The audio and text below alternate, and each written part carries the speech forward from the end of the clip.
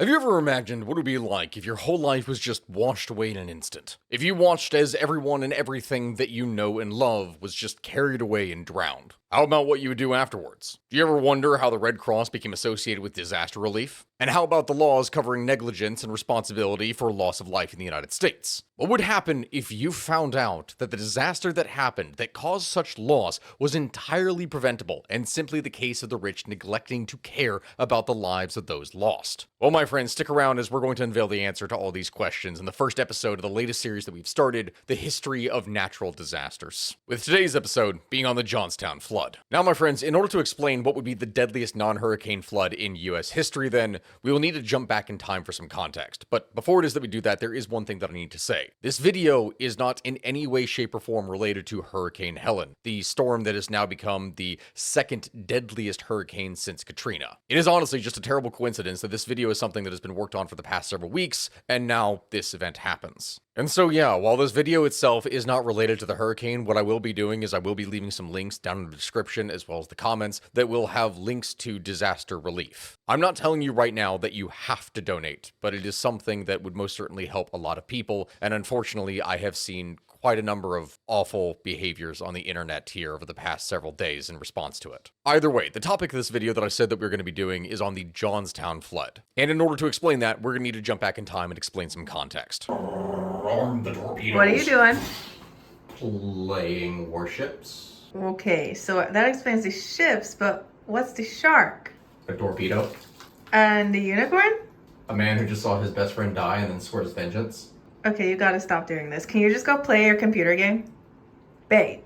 Yes, my friends, if you haven't realized by now, this video is sponsored by World of Warships, a naval warfare-themed strategy game that I have played for literally years, and it is a ton of fun. But not only is it free, what's actually awesome about this game is that they update it every single month. Whether it's new ships, new cosmetics, new classes, new whatever, they are constantly adding things to this game, and it is just incredible, to be honest. I mean, we're talking about something that has 40 unique maps with dynamic weather, all of which has been updated with stunning new water effects and textures that makes the game's seas virtually indistinguishable from the real deal. And in this free game, and I need to stress again, this is a free game available on both PC and also on console, you can take control of history's battleships, destroyers, cruisers, and any other number of vessels, and you can wage war upon your opponents. And since it's free, I'm telling you right now, definitely go and try it out. During registration, make sure to go ahead and use the promo code BRAVO, and you will receive a huge starter pack, including 500 doubloons, 1.5 million credits, 7 days of premium account time, and a free ship after you complete 15 battles. Make sure to do it, and you can go from this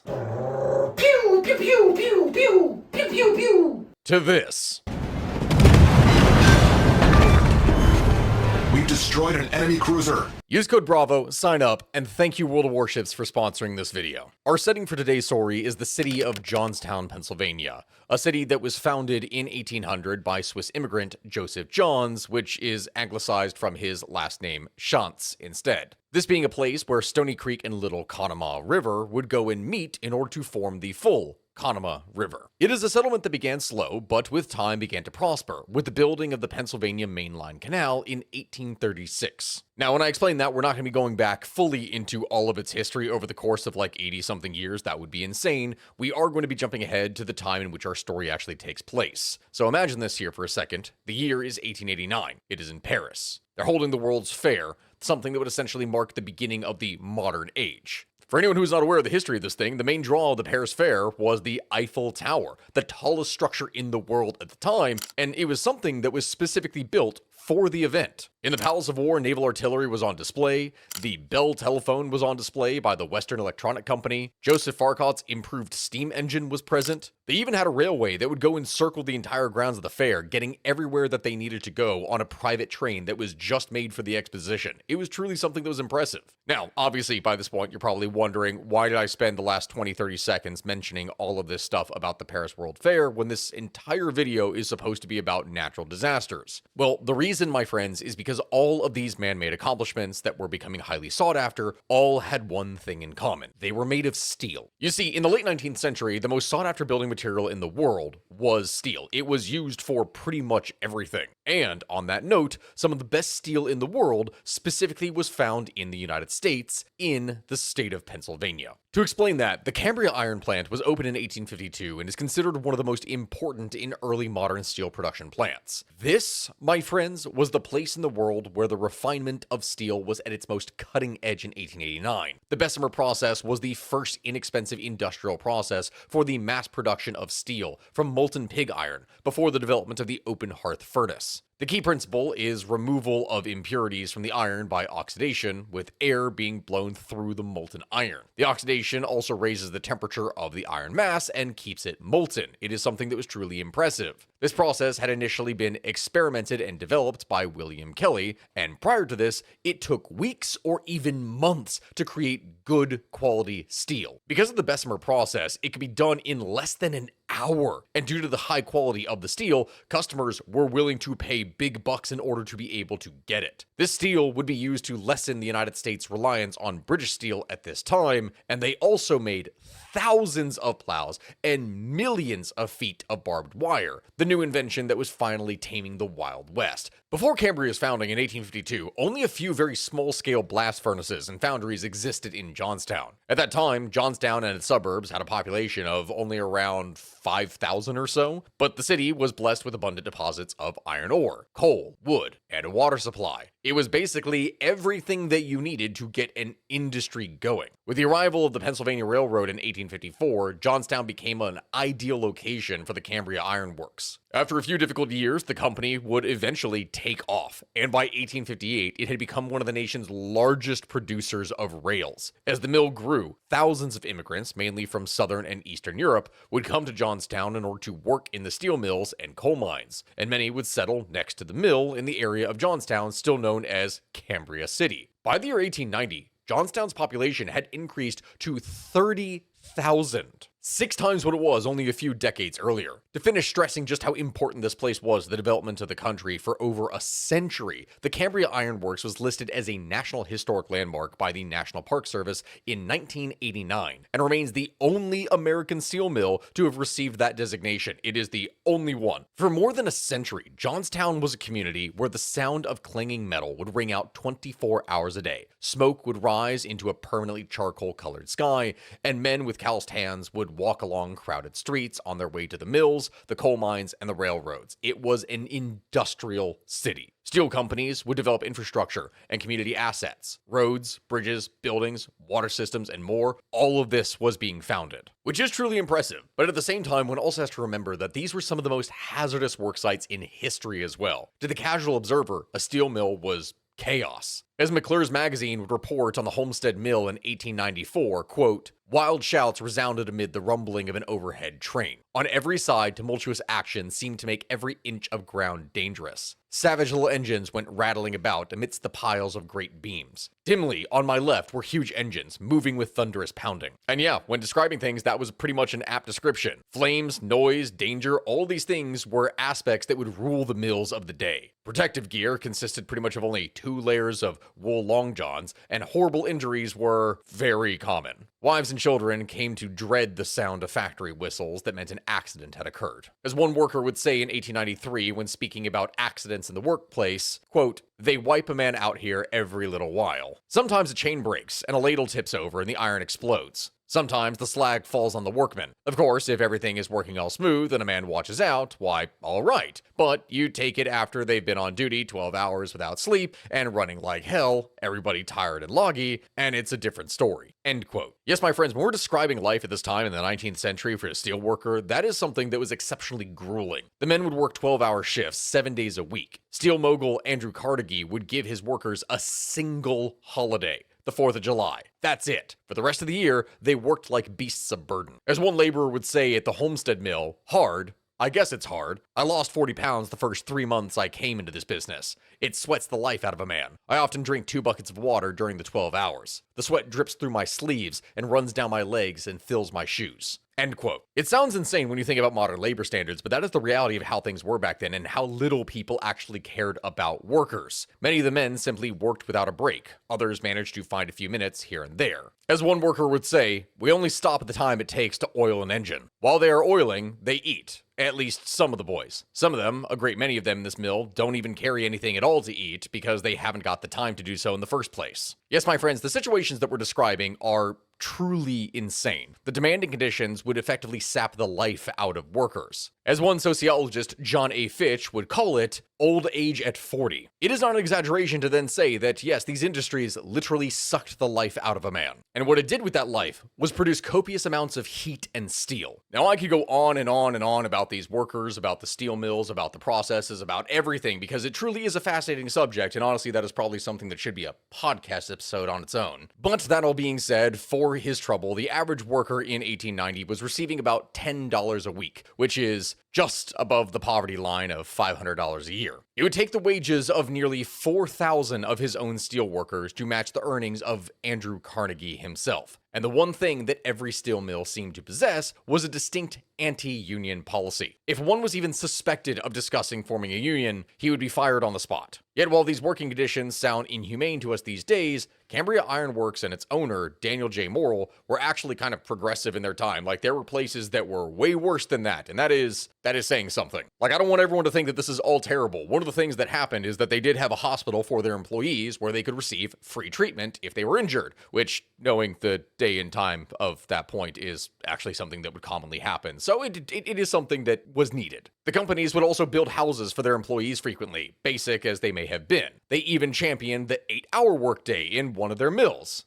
One of them. This is something that had been tried and removed by every other major steel mill in the region. Morrill had a huge burning rage against most of the other steel barons, especially Andrew Carnegie. He hated the guy, because Carnegie had poached some of his best employees, including Morrill's right-hand man of 16 years, Bill Jones. One may possibly wonder at this time, how exactly did he do that? And if you are wondering that, then, I mean, the answer should be obvious. It was money. The story of which is hilarious. In the case of Bill Jones, when Carnegie brought up what salary he was seeking, Jones would reply by saying, quote, "Just pay me a good amount," which Carnegie would then reply, and I kid you not, "Okay, Bill, the salary of the President of the United States is now your new salary." And yeah, he meant every word. Soon Jones was getting paid exactly what the president earned at the time, which was the princely sum of $25,000. Which, for anyone who's wondering about inflation and all that, that is, that is over $800,000 today. My friends, when we describe all this, you have to understand the wage disparity here and just how much power and influence the community that it gave to the men who ran the steel companies. As an example, in 1880, entrepreneur Benjamin Franklin Ruff would suggest organizing a club to establish an exclusive mountain retreat as a center of summer recreation for members. He and Henry Clay Frick would go and establish the club in 1881. And for powerful and influential men like Andrew Carnegie, Andrew Melian, and Benjamin Ruff, this would be their quiet escape, a place to relish in the magnificent wealth that the steel and railroad industries had brought them. And because sailing was all the rage at this point in time, they built a system of rails and pulleys to haul complete sailboats up the mountain valley, which previously had no rail line, and it was literally made in order to be able to haul boats. Later, a rail line would be built, but when the South Fork Hunting Club had the lake developed and the resort built, they had to then install their own system of pulleys and giant ropes thick as a man's thigh in order to haul the boats up the mountain by force of will. The results spoke for themselves, though. It all added up to a setting with an otherworldly effect, and these wealthy families would frequently be seen picnicking and laughing as they watched sailboats crossing the lake high up into the mountains. On a clear afternoon, over 50 sails could be spotted drifting across the lake. The club that we are talking about here sat at the top of the valley in which Johnstown resides. The largest building was a 47-room clubhouse, which was surrounded by private cottages, which the members would stay in during their visits. In reality, each of these cottages was a 3-story home with 14 or 15 rooms each. So, more like a villa, not a cottage. There were 16 of them nestled up high on the mountain just in front of Lake Conemaugh. Swimming, fishing, hunting, picnicking, and smoking expensive cigars were common recreation activities. The trip from Pittsburgh, where nearly all of the club's members lived, to the town of South Fork was something along the lines of 2 hours. Carriage rides could get them from South Fork up the resort behind the dam in another hour or two from there, depending upon how much cargo they were loaded down with. Before the club went and bought it, the unnamed reservoir was part of Pennsylvania's canal system. Once it came into the hands of South Fork Fishing and Hunting Club, they would modify it to their recreational interests. The reservoir behind the dam was named Lake Conemaugh by the club. It was about 2 miles or 3.2 kilometers long, approximately 1 mile, 1.6 kilometers wide, and 60 feet or 18 meters deep. near the dam. The lake had a perimeter of 7 miles, or 11 kilometers, and could hold 14.3 million tons of water. When the water was up in the spring, the lake would cover more than 400 acres. And as for the dam, the South Fork Dam was 72 feet high and 931 feet long. It was a pretty big deal for the area. And now that we've started talking about a lake and a dam, and this whole episode is supposed to be about a flood, I think that you all can see exactly where it is that we're going to be going with this thing. When talking about the dam and its construction started with successive horizontal layers of clay laid up on top of one another after each layer had been puddled. This involves packing tight the clay and then letting it sit under a skim of water for some time in order to allow it to become watertight. As the earth wall grew higher, it was coated on its outer face with loose rocks, some of them the size of a pickup truck and requiring 3 teams of horses to pull them into place. Due to the high and steep hills of the narrow Conemaugh Valley to the east, development of Johnstown was basically restricted to areas that were close to the river. The area was also subject to large amounts of runoff from rain and snow, and this caused the area around the city to be more prone to flooding naturally. That is the background. Then, at some point in the mid-1800s, someone had the bright idea to go and dump slag from the iron furnaces in one of the mills along the riverbank in order to create more land for putting buildings on, which then only caused the water output from the valley to slow and contributed to even more flooding afterwards. Yeah, people have not been handling water and management very well in this time, and it's about to get worse. But, that being said, back to the dam. Previously, when it was owned by a former congressman called John Rayleigh, some crucial discharge pipes had been removed and then sold for scrap metal. These discharge pipes just happened to be the last way to lower the level of water behind the dam should any repairs be needed. Yes, you heard me right. You see, these 5 discharge pipes, or sluices, each with a diameter of 2 feet, had allowed the controlled release of water off to the side of the dam.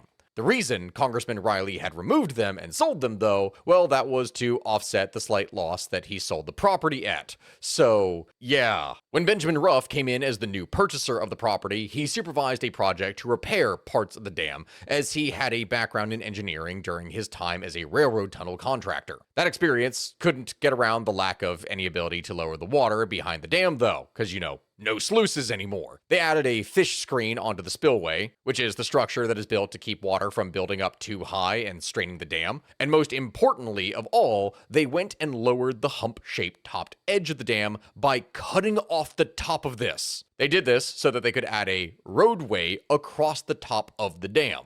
Once finished, the top of the dam measured 20 feet, or 6.1 meters, across from the water to the face of the dam. Initially, it was claimed that they lowered the top of the dam by a foot in order to make this happen, but after findings in 2013, it was proven that they lowered it by more than 3 feet. Yes, which this reduced the ability of the dam to stand by roughly 30 to 40%. This was something that in any other circumstance would probably have been labeled sabotage.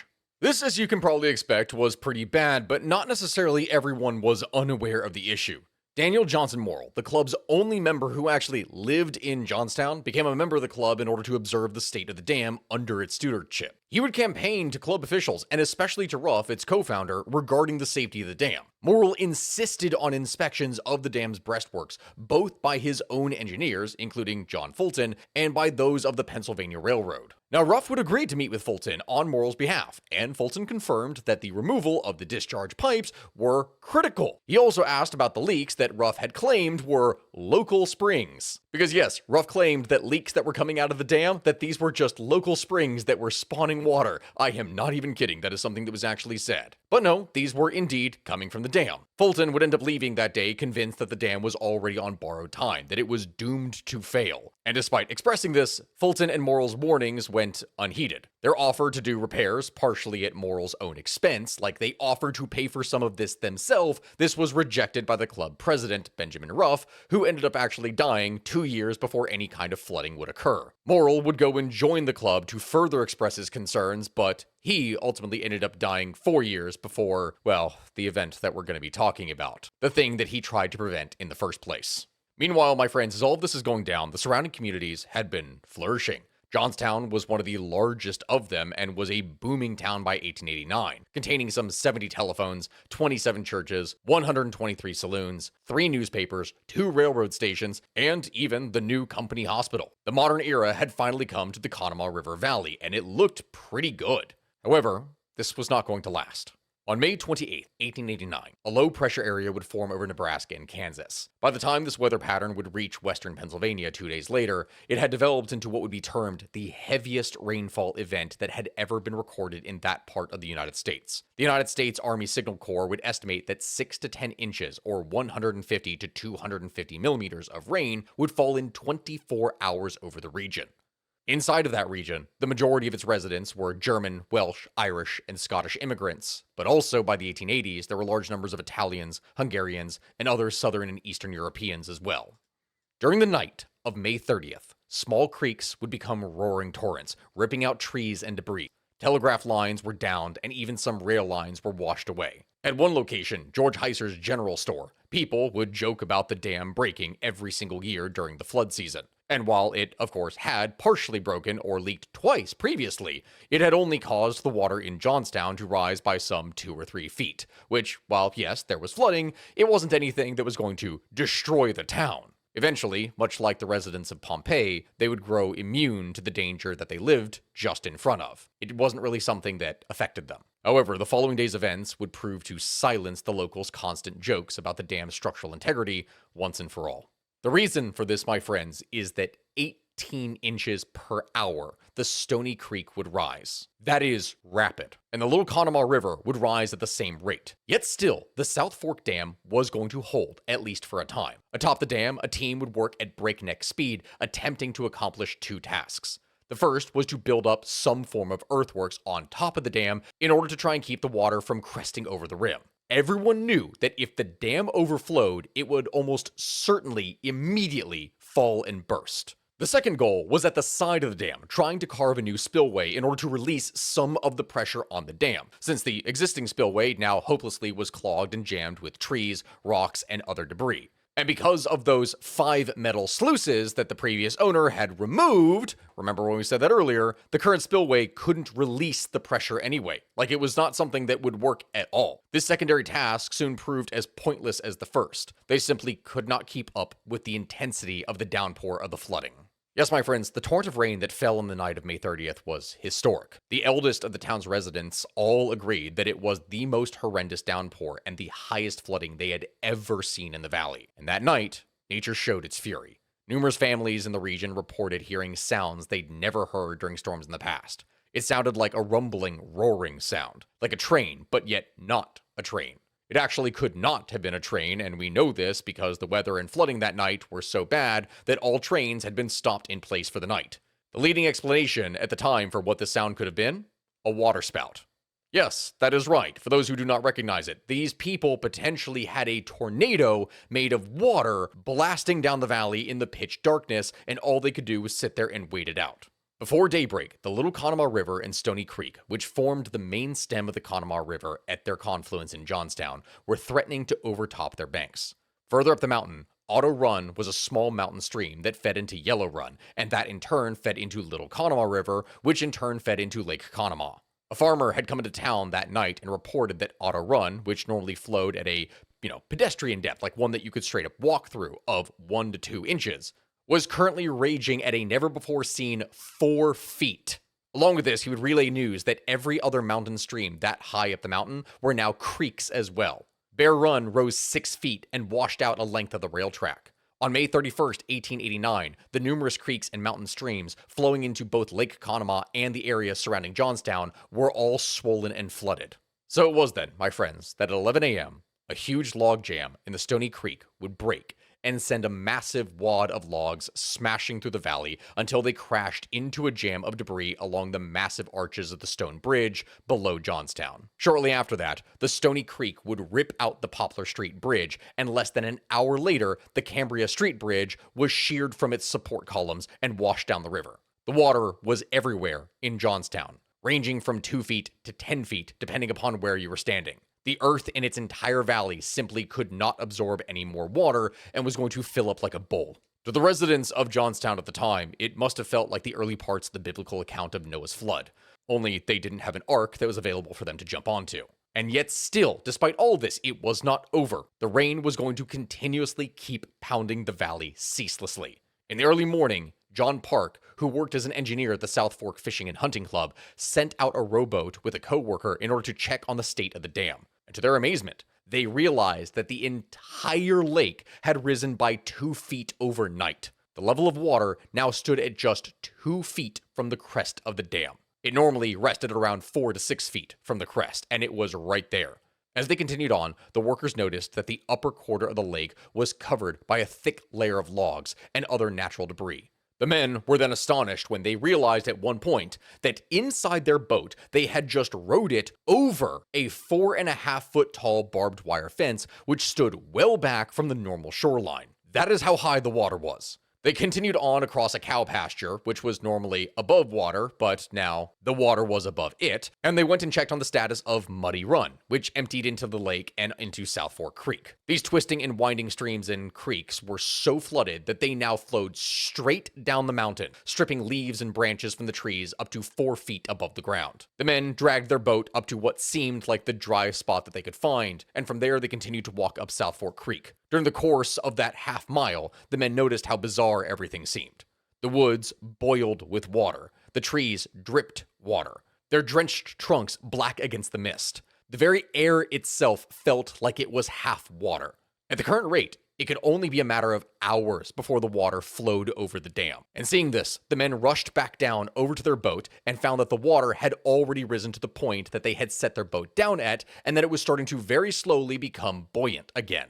If they waited just a few more minutes, it would have floated away, and they would have lost their boat entirely. And in this case, for those of you who are listening to this right now, you haven't realized this is, and don't forget it, all happening before the dam bursts. But that was all about to change, because now Lake Conemaugh was rising at an inch every 10 minutes. So it is then, my friends, that John Park realizes that more likely than not, the dam was going to fall, and fast. He quickly went and relayed this information to Colonel Elias Unger, the president of the South Fork Fishing and Hunting Club. Unger was currently leading the crew on top of the dam, desperately trying to pile up at least a foot or two of more earth on top of the dam, which was pointless, as the ground was way too saturated by this point. They could see the interior face of the dam beginning to erode slowly, and they attempted to throw rocks and pile mud onto it in an effort to keep it from washing away. All of these efforts would not prove successful.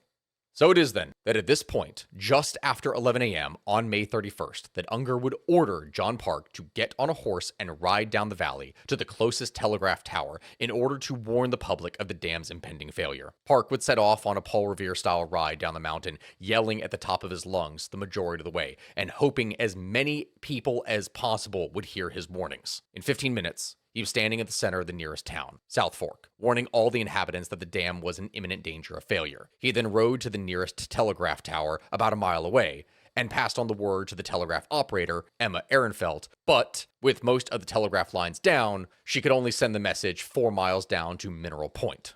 The message that was sent would read, and I quote, "The water is running over the crest of the dam at center and west side. Dam is becoming dangerous and may possibly go." To better understand what happens next, it's important to understand the lay of the valley and the towns that existed in the shadow of the South Fork Dam, so you understand just how severe this is. From high in the mountains to the east ran 2 smaller mountain rivers, the North and South Fork Little Conemaugh rivers.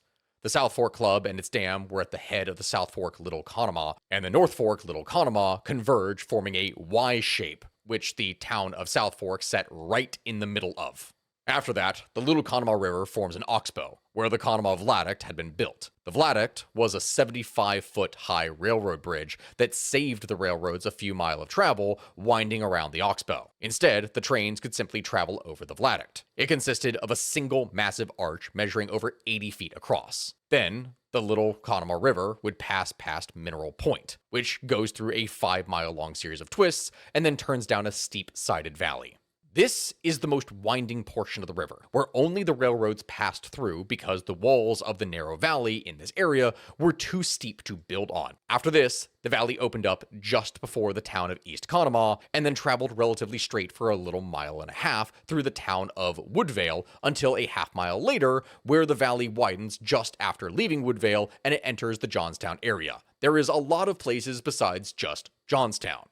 As for the city of Johnstown itself, it had been built into a river valley on the Appalachian Plateau. The Little Conemaugh and the Stony Creek rivers, which ran along the peripheral of the town, would merge to form the Conemaugh River at the western end. This river would drain a 657 square mile watershed, which dropped the rivers from mountains 500 feet above. At least once a year, one or both of the rivers would overflow into the streets, sending the town's residents into a scurry to protect what they could of their homes and belongings. So yes, there was flooding. They knew there was flooding, but it was never that bad. But while that is the layout of the town, it is time to return to the dam itself, my friends, and the disaster that was about to unfold. At 3:10 p.m., John Park would return to the dam and witness the water forming sheets as it began to flow over the dam in the center, proving what Park and Colonel Unger had been worried about. The dam began to sag and bowed a bit in the middle. This would be enough for that thin sheet of water to form a flow 6 inches deep and hundreds of yards wide. Yet still, the rain would pound down on the valley. Only 5 minutes later, by 3:15 p.m., small channels had been cut into the top of the dam, and then a notch began to be cut out some 5 to 10 feet high. This would cause the water to begin carving out a giant step in front of the side of the mountain facing the valley. This lasted for less than a minute, and then suddenly, the dam burst. According to eyewitnesses, the dam didn't break from the center in a giant pouring fashion. Instead, it seemed as if just suddenly, the entire dam just leapt forward into the valley, completely breaking off of its side. This was the level of pressure that was behind it. It all just seemed to explode outwards. Once clear of its former imprisonment, it then dove forth in a raging torrent down the valley. Later studies would show that the water flow out of the dam was the equivalent to Niagara River as it reaches Niagara Falls. To put it another way, so people understand what it is that I am talking about, this is the equivalent of if Niagara Falls was being dumped into a valley every single minute for an hour. Colonel Unger, John Park, and the rest of those at the resort watched in horror. After a few minutes, Unger would collapse and would have to be carried off and placed into bed due to his shock of all of it. The poor man would feel more responsible than he really was for the disaster, and knew the loss of life that was about to take place was going to be massive. In one of the funnier little side notes about all this and this horrible thing that was about to take place, there was a little story that would take place at this time. And that is that some of the workers, after realizing that there was nothing that they could really do, went off and started collecting fish in their shirts, aprons, or blankets, presumably to then later eat or sell them. They just started taking what was there because there was really nothing else that they could do. Funny, but sad considering the context. And it was about to get a lot worse. The first town that the flood blew through was South Fork. It was here that it would claim its first victim. A mountain man named Michael Mann, who had doubled as a preacher and whom the locals called the Reverend. His small, single-room shack was situated just on the banks of the South Fork of the Little Conemaugh, and he was buried under a wall of water and mud. Found days later and stripped of all of his clothes, he would be buried past his waist in mud and pretty much unable to be moved. So they just buried him on the spot. Luckily for the residents of South Fork, the town was built on the side of the mountain, and only 4 residents of the town would end up dying. But soon, other towns were going to be hit, and they were not going to experience nearly as much luck. After it left South Fork, the flood met its first significant obstacle, the Conemaugh Viaduct, halfway between South Fork and Mineral Point. Here, the water met with its first major redirect, as the curve of the mountain caused the wall of water to smash straight into the viaduct and then turn left to curve through the oxbow of the river's normal path. Such was the amount of debris that the flood had already collected that it clogged up the single massive arch of the viaduct and the oxbow, and the water pooled behind the viaduct briefly. Suddenly, Lake Conemaugh would reform momentarily as all the water could not escape the area quickly enough. The water was then high enough that some witnesses claimed that they saw it splashing up as high as the viaduct itself, which, if correct, that meant that you were talking about a 78-foot tall wall of water. Something that would temporarily form a lake ever so briefly. But then, as quickly as the new lake formed, the viaduct suddenly failed and broke due to the immense forces placed upon it, and the water continued to rush down to the valley, destroying everything in its path.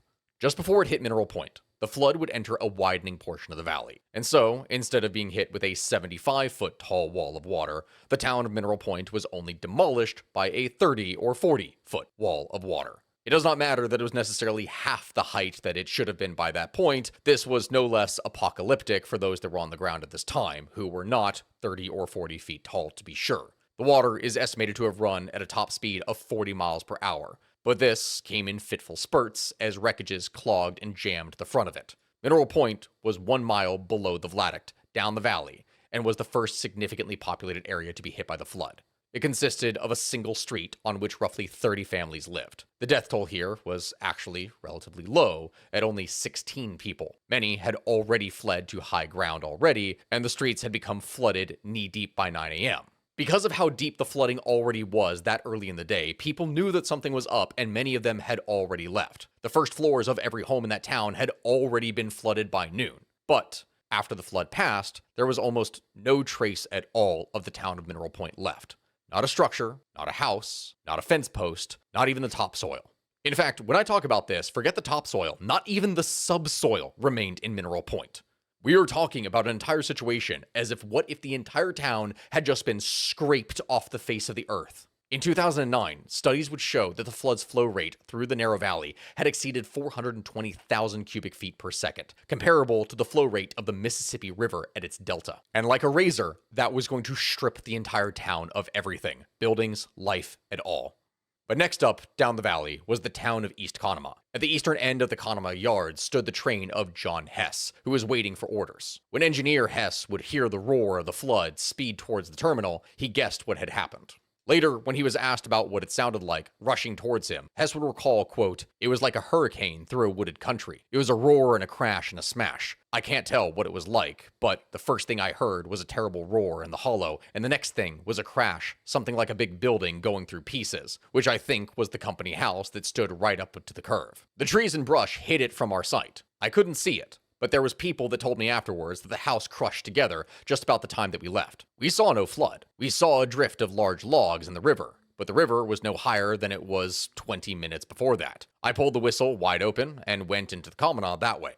Here's the thing that one has to understand. A conductor's whistle blow was something that, at the time, was as personal as a signature. But a train whistle being held open meant only one thing. Somewhere, a disaster was happening. Hess tied down his whistle and screamed down the valley as fast as his train could go, desperately trying to warn anyone he could. As he escaped, a 70-foot wall of water kept approaching behind him and gaining ground. It chased him around every curve and twist for a harrowing few minutes. He knew that he might not make it, but he had to at least try. As it turns out, people of East Conemaugh, Franklin, Woodvale, and Conemaugh would hear the steady scream of the whistle, and many of them likewise guessed what had happened and fled. Many of them made it to safety with seconds to spare, owing their lives to John Hess and his whistle. When the flood would ultimately hit, it picked up the still-moving locomotive off the tracks and floated it aside. Hess himself would actually manage to survive, but at least 50 people would still die, including about 25 passengers stranded on trains in the village. The end result of this effect was terrible. The water's force would pile drive those who died like railroad spikes into the ground. Hands and other body parts would be found wedged in mud so tightly that it was impossible to remove the body beneath them. When the wave hit the Conemaugh rail yards, it would toss over 30 train cars and locomotives like they were plastic toys. From 100 yards away to one train car that floated all the way down to Johnstown, the railroad industry was wiped from the face of East Conemaugh itself, with the only exception being the mail car and the piece of rail that it was standing on, though it had been moved dozens of feet away.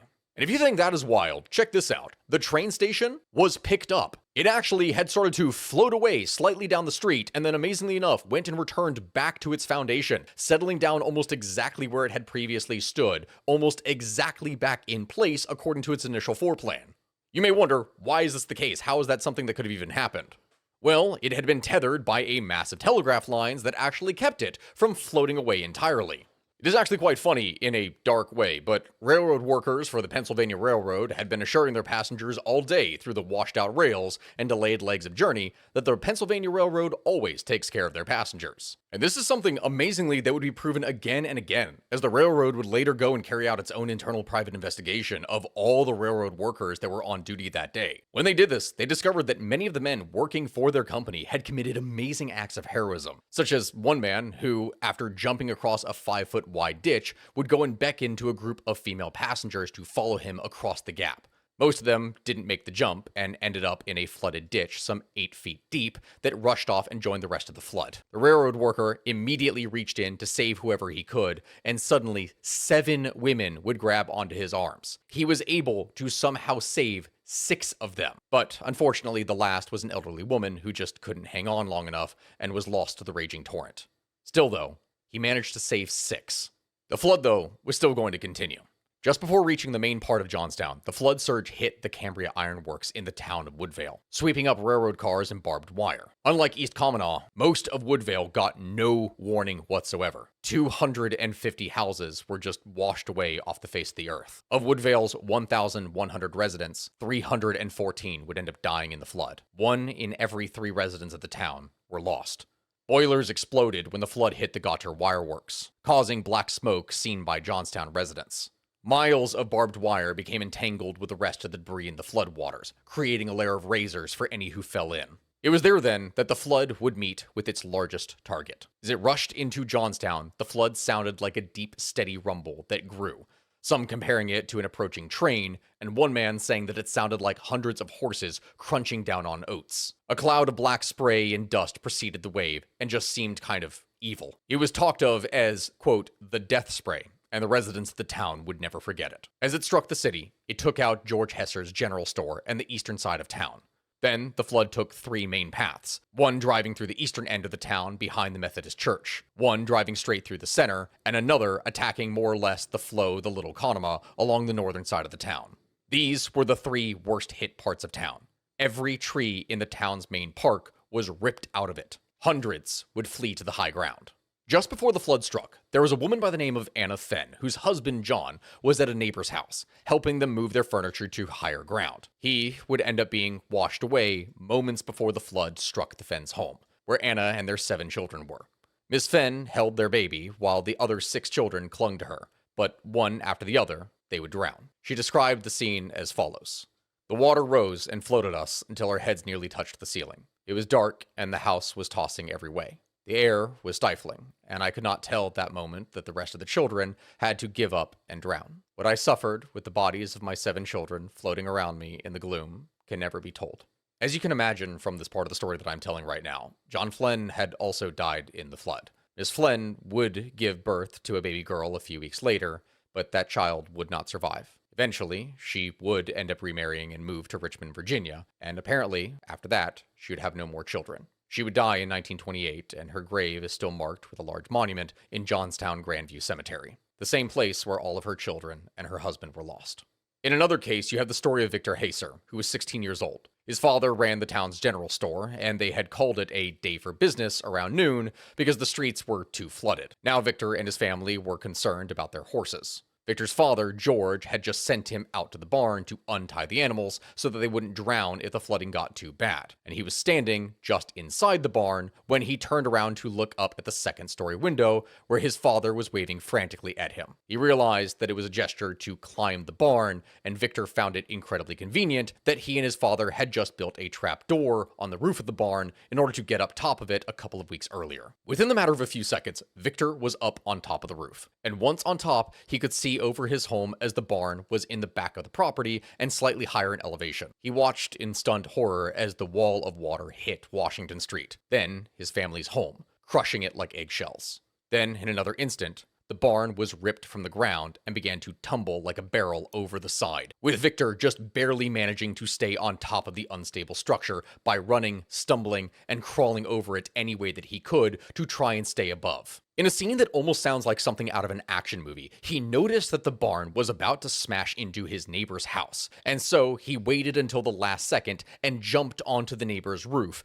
just as it managed to cave in. The air was filled with sounds of cracking and splitting as it was full of broken boards and flying glass. He later said that it would feel more like an explosion than anything else. With the house and roof falling underneath him, he somehow managed to jump onto yet another roof that was floating by, and his fingernails dug deep into the roof shingles. For years afterwards, he would have nightmares about this moment, being back on that roof, his arms, hands, and fingers burning in pain, his nails practically ripping out as he clenched the roof tiles, desperately trying to hold on. In real life, he couldn't hold on and eventually let go. He lost his grip and fell backwards, landing on a piece of his own barn's red roof. From there, he would float across Johnstown in a blur. As this happened, he saw the Musanti family floating by on a piece of what looked to be a barn door. They were packing things into a trunk. Musanti was an Italian fruit dealer who had moved into town a few years earlier with his wife and 2 children. And for some reason, they were trying to fill the trunk with things when suddenly a massive piece of wreckage came loose from the debris, rocketed up into the air like a belching whale,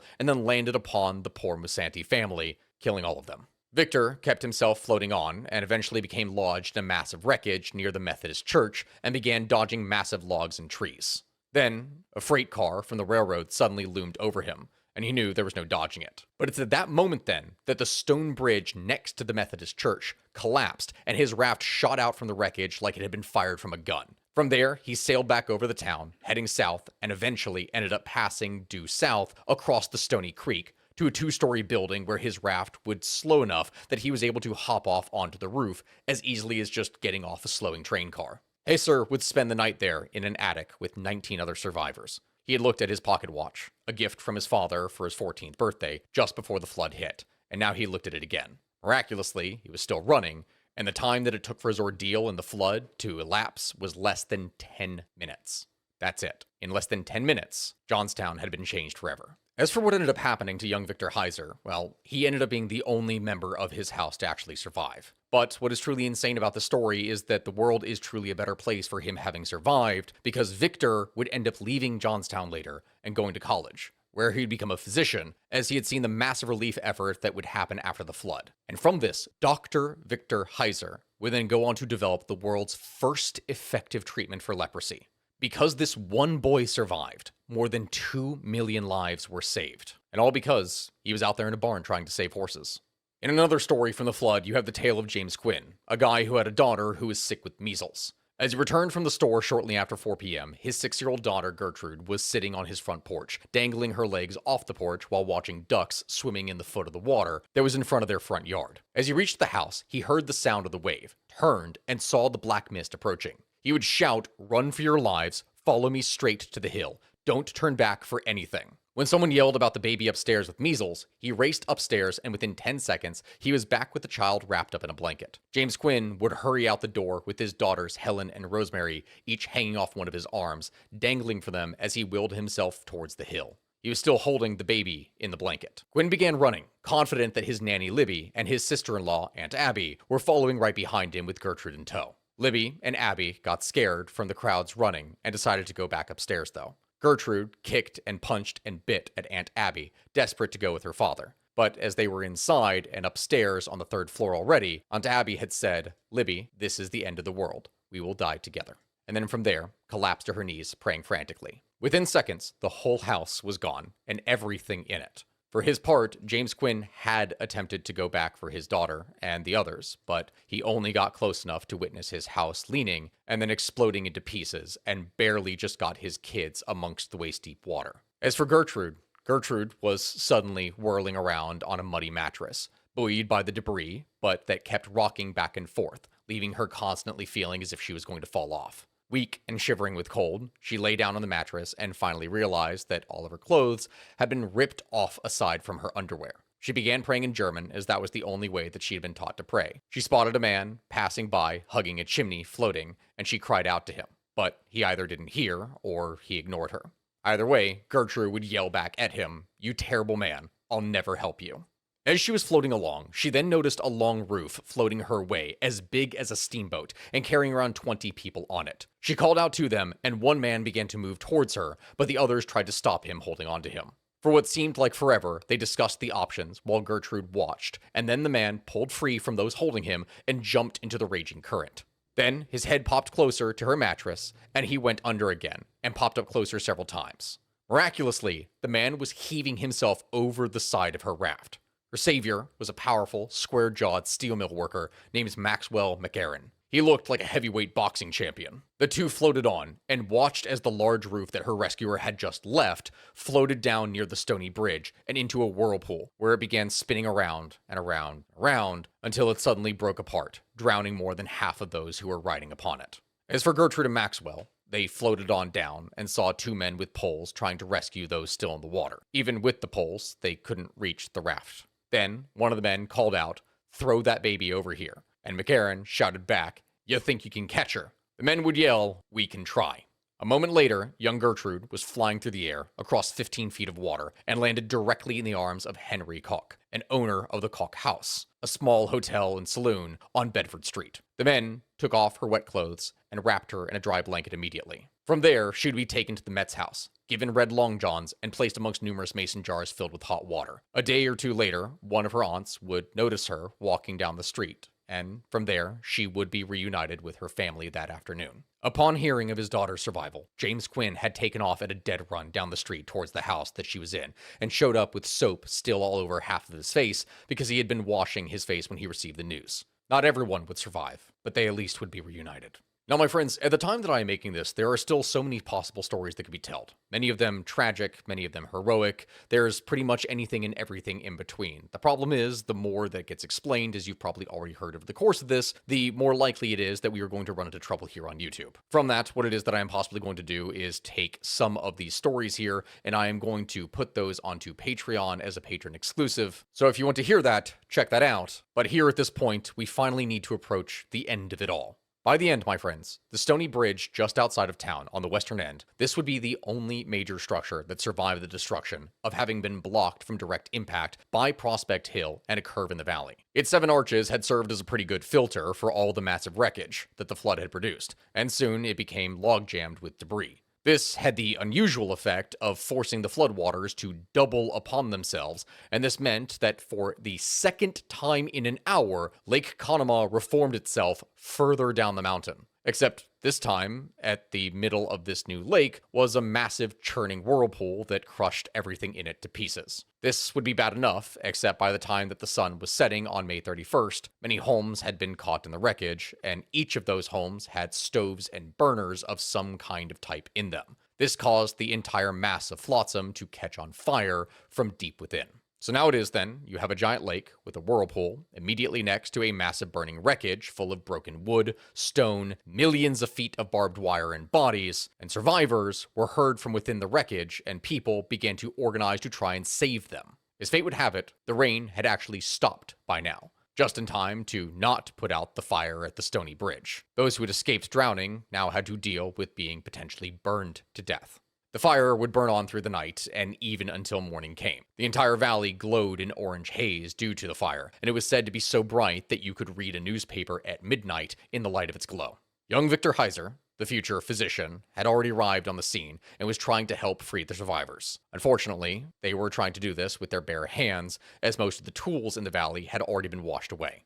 No axes or tools were available, and little could be done to free the survivors, leading the men to feel massive amounts of frustration.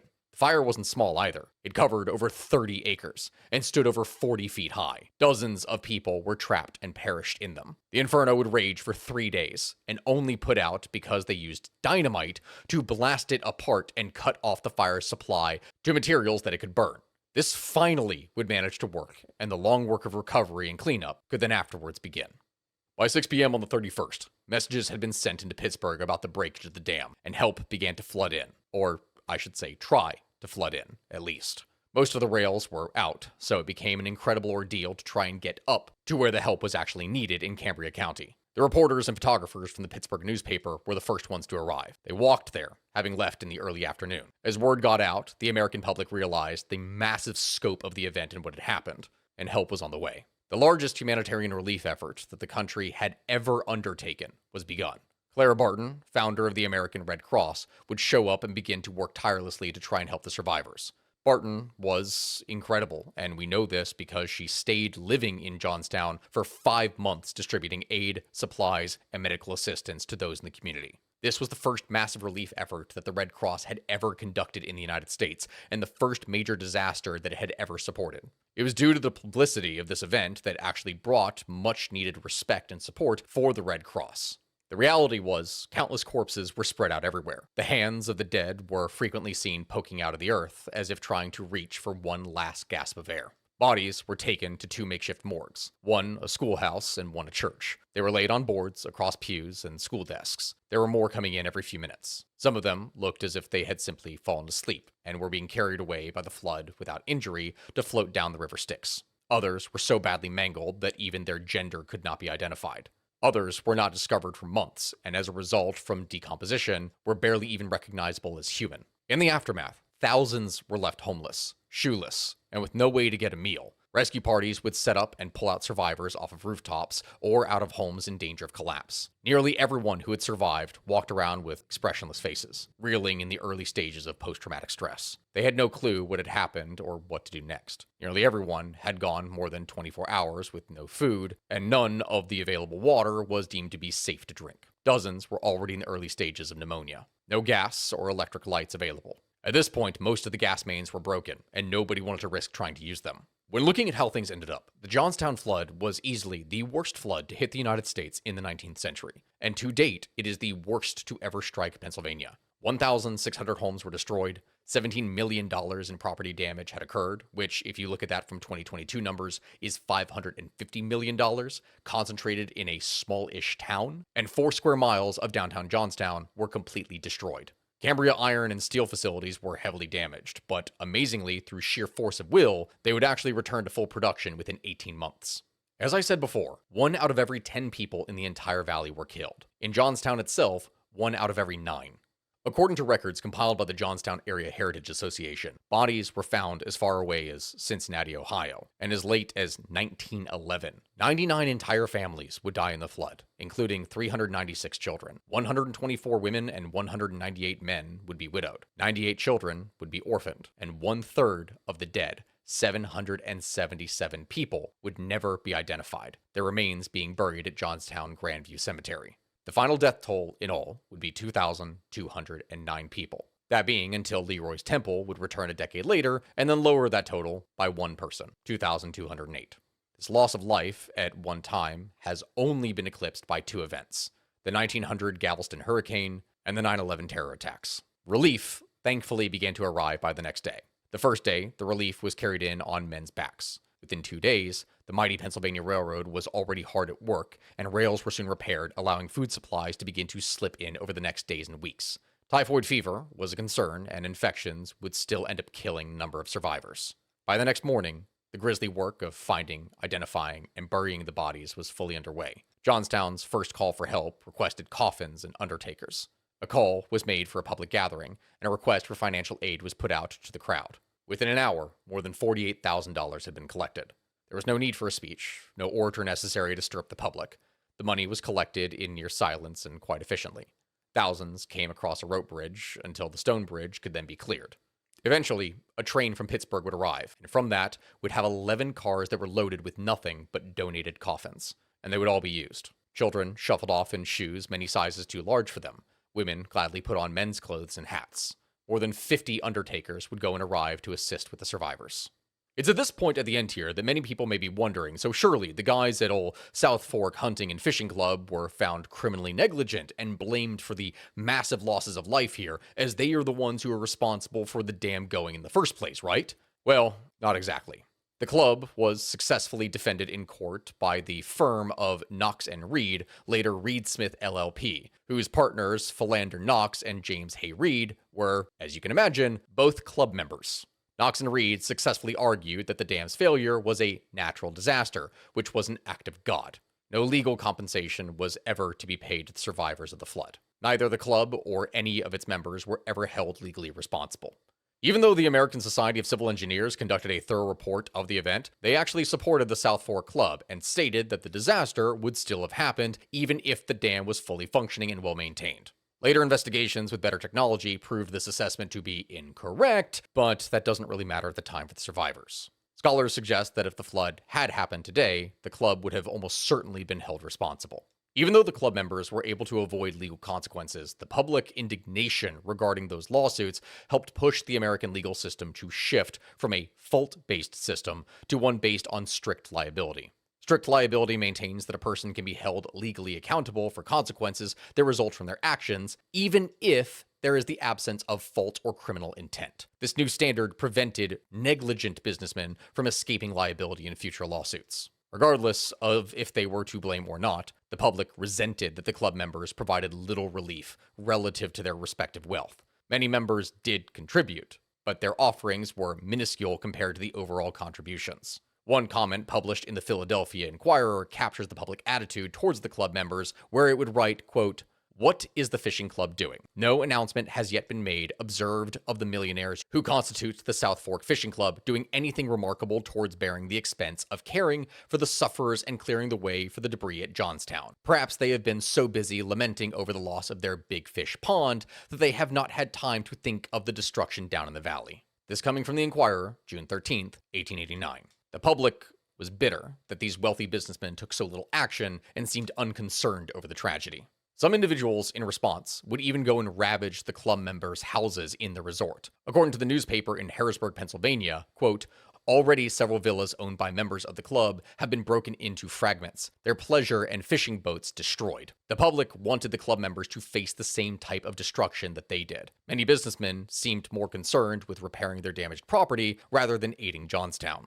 The Philadelphia Inquirer would state, quote, "While the work of digging out the remains of the dead and clearing away the ruins is going on in the valley below, members of the club are having photos of their ruined pleasure resort taken." The South Fork Fishing Club would shut down shortly after the event, largely due to negative publicity. Following its closing, few would admit to its membership and therefore their role in the disaster. Interestingly enough, Andrew Carnegie would later donate a library to Johnstown, because, I guess, well, that's a kind of form of disaster relief. The gift represented the shallowness of the club members in response to the disaster. They donated the bare minimum and distanced themselves from any kind of culpability. Really, the only good thing that came out of this was that it was one of the first glaring examples of Gilded Age corruption that the general public could not ignore. In fact, such was the feeling towards the South Fork Hunting and Fishing Club that Isaac G. Reed would end up writing a poem that was very popular in its time and described the totality of the situation better than most. It reads, and I quote, "Many thousand human lives, butchered husbands, slaughtered wives, mangled daughters, bleeding sons, host of martyred little ones. Worse than Herod's awful crime, sent to heaven before their time. Lovers burnt and sweethearts drowned, darlings lost but never found. All the horrors that hell could wish, such was the price that was paid for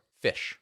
On the Saturday after the flood, the people of Pittsburgh had donated more than $100,000 for relief aid. By the time that they were done, Pittsburgh residents had donated $560,000 for relief. New York would give $516,000, Philadelphia $600,000, Boston $150,000. This was the greatest disaster of its kind. The phrase "no pen can describe" began to pop up in newspapers everywhere, though the pens kept on describing it. The newspapers would call it the Great Calamity and the Historic Catastrophe. The story would take up entire front pages of the New York Times and world newspapers for 5 straight days. This would be an event for many that would compare to assassinations of later time like JFK or with 9/11. People remembered till the day they died just exactly where they were when the South Fork Dam broke. This story was all that the country could talk about when it happened, but hardly anyone knows about it today. And so that, my friends, is why this video was made. To show what Americans are capable of when calamity strikes. To exemplify the power of hubris and negligence. To remind us that when the world feels like it's falling apart around us, we can still find help in our fellow countrymen. When things get really bad, Americans will get to work and help each other. And they always have. Let's hope that they continue to do so in the future. Thank you, my friends, for watching this video. And please make sure to check out Patreon, where we are going to be putting more stories, and simultaneously where we have been putting ad-free episodes of our podcast on. Thank you, my friends, for watching. Make sure to like, comment, and subscribe, and I'll see you all here next time. Goodbye, my friends.